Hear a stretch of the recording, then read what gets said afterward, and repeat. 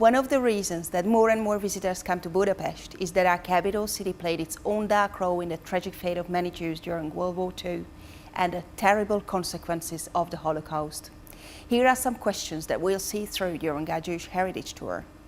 How on earth could 600,000 Hungarian Jews be deported in just 2 months? Why were there already anti-Semitic laws imposed on Jews after World War I? What happened to Hungary once Adolf Hitler was chosen as the Chancellor of Germany? How did that impact upon us? When and why did they occupy Hungary? Soon after the Gestapo arrived here, anti-Semitic laws were introduced again, including the best known and the most visible one, the mandatory wearing of a yellow star. Let's take a moment to picture that.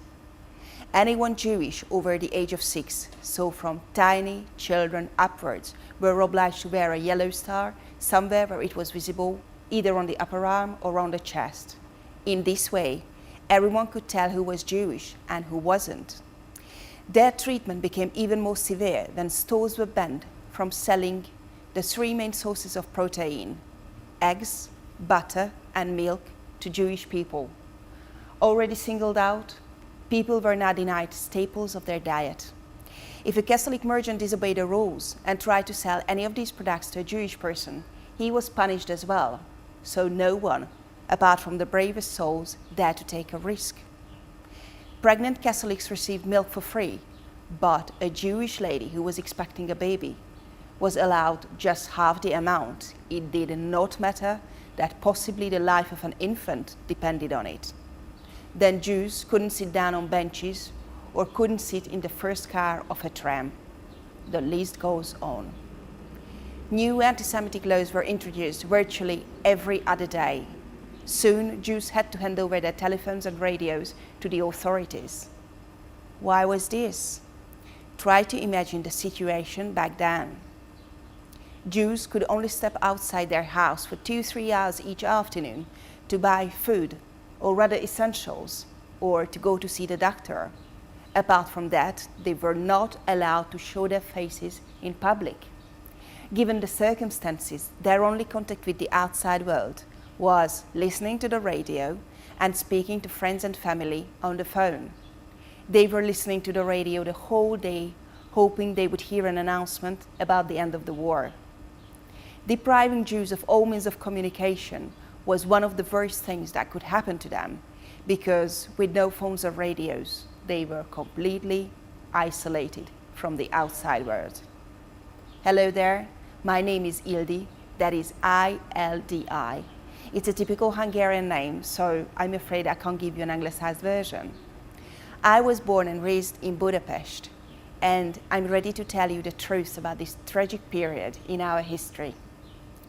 If you opt for the extended Jewish heritage tour, I'll show you not only parts of the Jewish quarter that everyone knows, such as the 3 synagogues, especially the Great Synagogue, with the Raoul Wallenberg Memorial Garden, the Memorial Tree, and the Jewish Museum, but also spots that even most Hungarians don't know about.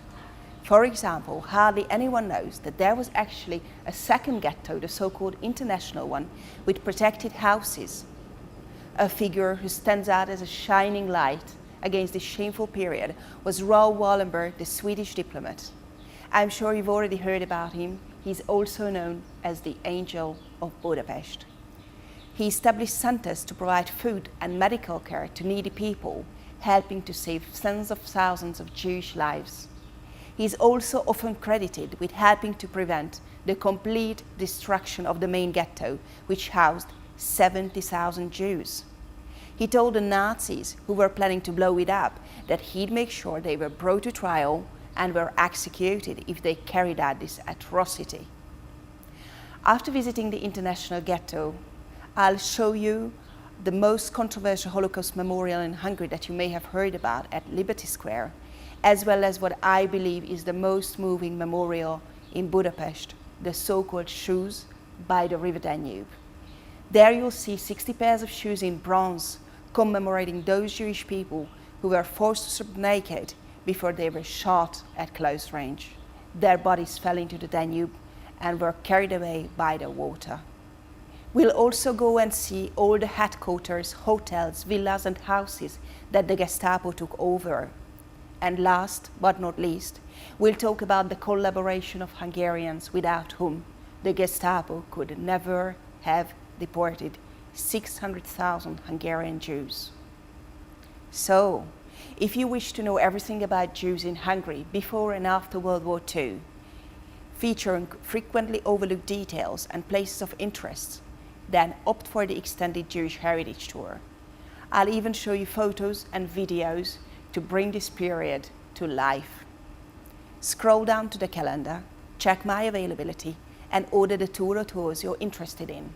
The process is as easy as ABC. When I have received payment, I'll book your dates in my calendar and I'll contact you for further details. Should you have any questions, do not hesitate to contact me.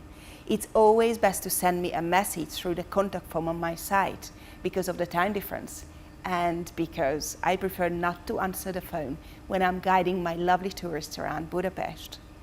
I like to give them my undivided attention. That's something that you, hopefully, will experience firsthand too.